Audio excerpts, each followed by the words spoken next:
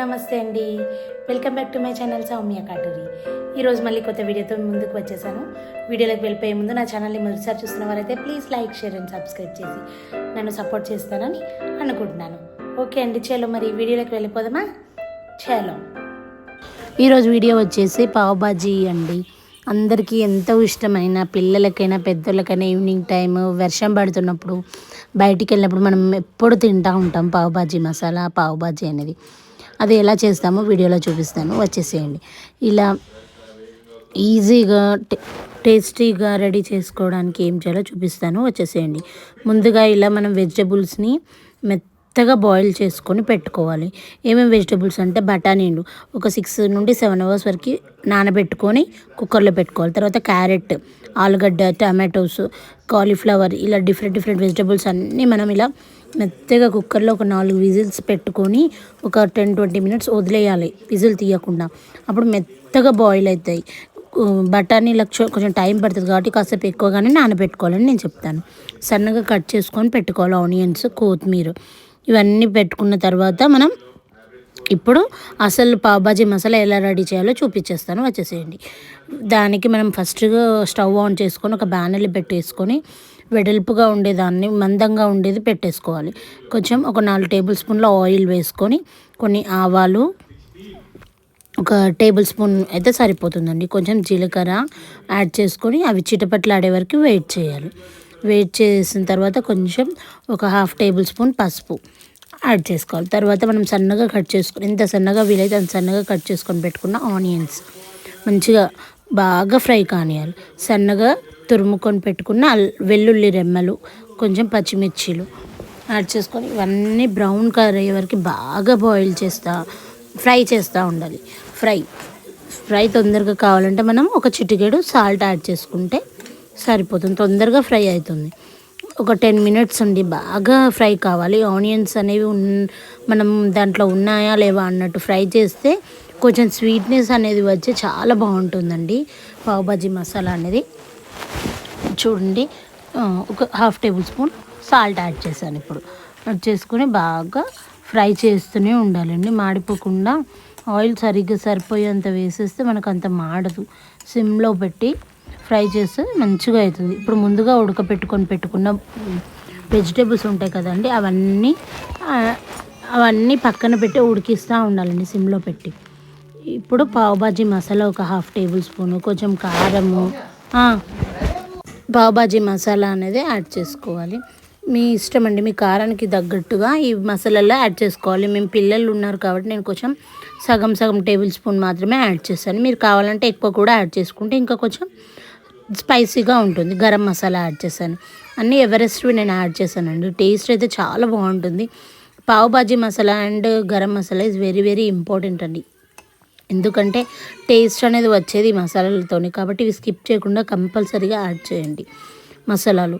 దాని తర్వాత ఇప్పుడు మనం ముందుగా బాయిల్ చేసుకొని పెట్టుకున్న వెజిటబుల్ పేస్ట్ మొత్తం అందులో కొంచెంగా యాడ్ చేసుకుంటూ మొత్తం కలుపుతూ ఉండాలి. ఎంత వెజిటబుల్స్ ఎక్కువ యాడ్ చేస్తే అంత గ్రేవీ కర్రీ ఎక్కువ అవుతుందండి. ఆలుగడ్డలు కూడా మనం మెత్తగా ఉడికించుకొని తర్వాత తురుముకొని మాత్రమే వేసుకోవాలి. ఎక్కువ ఉడకకపోతే గ్రేవీ అనేది ఇలా రెడీ కాదండి. కాబట్టి మనం మెత్తగా ఉడికించుకోవాలి, లేదా తురుముకొని క్యారెట్లు, ఆలుగడ్డలు లాంటివి, గడ్డలు, దుంపలు లాంటివి అలా అయితేనే బాగుంటుంది. తర్వాత మనకి సరిపోడా సాల్ట్ యాడ్ చేసుకోవాలి. ఇంకొకటి ఇంపార్టెంట్ ఏంటంటే నిమ్మరసం అండి. నిమ్మరసం కూడా ఇంపార్టెంటే, ఎందుకంటే పులుపు ఫ్లేవర్ అనేది వస్తుంది. ఇప్పటి కాలంలో టమాటోస్ అంత పులుపుగా ఉండట్లేవు కదండి, కాబట్టి మనం నిమ్మరసం ఆర్ ఆమ్చూర్ పౌడర్, చాట్ మసాలా ఏదైనా యాడ్ చేసుకోవచ్చు. నేనైతే ఇంట్లో నిమ్మకాయలు ఉంటే ఒక నిమ్మకాయ పెద్ద సైజ్ది మొత్తం యాడ్ చేసేసానండి నిమ్మరసం. పులుపు అనేది ఎక్కువ ఏం రాలేదు, బాగా వచ్చిందండి టేస్ట్, చాలా బాగా వచ్చింది. నిమ్మరసం యాడ్ చేసి లైట్గా కొత్తిమీరతో గార్నిష్ చేసుకుంటే అయిపోతుందండి. ఎంతో టేస్టీగా అండ్ హెల్తీగా ఉండే ఈ పావ్ బాజీ మసాలా అనేది రెడీ అయిపోయింది. దాని తర్వాత మనకు హోటళ్ళల్లో మామూలుగా బయట ఎక్కడైనా సూపర్ మార్కెట్స్లలో దొరుకుతాయి కదండి, అది బ్రెడ్, పావ్ బాజీ బ్రెడ్ అంటే ఎవరైనా ఇస్తారు మనకు, మామూలుగా సూపర్ మార్కెట్స్లో అవైలబుల్గా ఉంటాయి. ఆ పావ్ బాజీ బ్రెడ్ అనేది తీసుకొచ్చేసుకొని దీనికి కాంబినేషన్ అదే కాబట్టి ఆ బ్రెడ్ బటర్ వేసి యాడ్ చేసేస్తే అయిపోతుందండి. చూడండి కొత్తిమీర పెట్టాను, కొత్తిమీర వేసి టేస్ట్ చూస్తాను, చాలా బాగా వచ్చింది. ఎగ్జాక్ట్లీ అండి, బాగా సరిపోయినాయి అన్నీ. మరీ స్పైసీగా లేకుండా మరీ చప్పగా లేకుండా ఎగ్జాక్ట్గా చాలా బాగా కుదిరిందండి. పావుబాజీ మసాలా గ్రేవీ కర్రీ అనేది చాలా చాలా టేస్టీగా వచ్చింది. మీరు కూడా తప్పకుండా ట్రై చేసి ఎలా ఉందో నాకు కామెంట్ బాక్స్లో చెప్పేయండి మరి. ఓకేనా అండి, అస్సలు మర్చిపోకుండా ఎలా ఉందో చెప్తానని అనుకుంటున్నాను.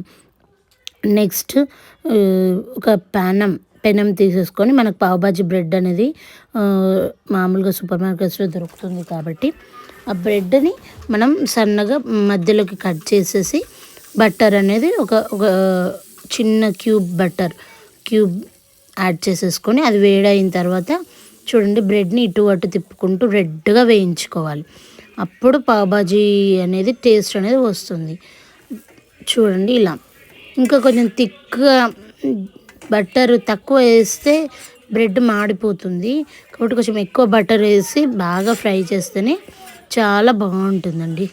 చూడండి ఇలా మంచిగా ఫ్రై కావాలి బ్రెడ్ అనేది.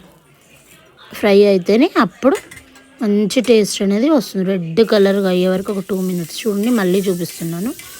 కొంచెం బటర్ యాడ్ చేసి ఇలా వదిలేయాలి. బటర్ కరగగానే బ్రెడ్ని హాఫ్ పీస్ చేసేసి ఇలా అటు ఇటు మంచిగా ఫ్రై చేయాలి బ్రెడ్ని. అప్పుడే అది పావుబాజీ బ్రెడ్ అనేది కాంబినేషన్ చాలా బాగుంటుంది, చాలా టేస్టీగా రెడీ అవుతుంది.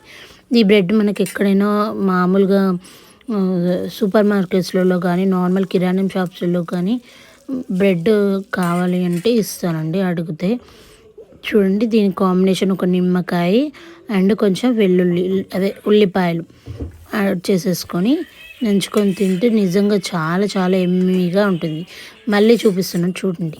బ్రెడ్ని ఇలా బాగా అటు ఇటు తిప్పుకుంటూ ఒక 2 minutes సిమ్లో పెట్టి బటర్ మంచిగా వేడైన తర్వాత అటు ఇటు అనుకుంటూ బాగా వేగాలి. అప్పుడే ఆ పావుబాజీ బ్రెడ్ అనేది టేస్టీగా ఎమ్మీగా రెడీ అవుతుంది. 2-3 times మీకు బాగా అర్థం కావాలని నేను చూపిస్తున్నాను.